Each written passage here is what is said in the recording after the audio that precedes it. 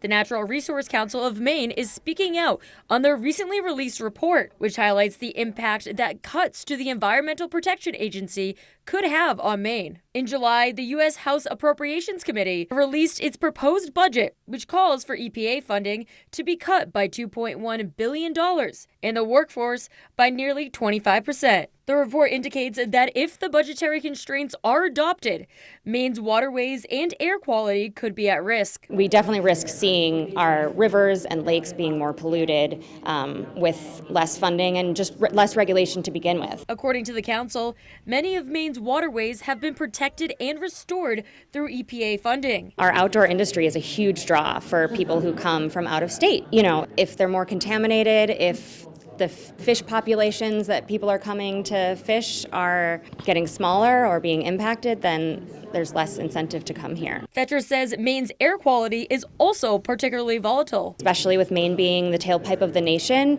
even if we're not producing the emissions, they're coming up here. In addition to environmental concerns, the report also indicates that air pollution can cause health concerns. There's a very strong body of evidence showing that air pollution directly correlates with rates of cardiovascular disease like stroke and heart attacks, as well as COPD. The Natural Resources Council of Maine is calling on Maine Senator Susan Collins and other Maine elected officials, urging them to fight to protect EPA funding and, in turn, many of the valuable resources that makes Maine, Maine. In Augusta, Alex Schley for ABC 7 and Fox 22 News.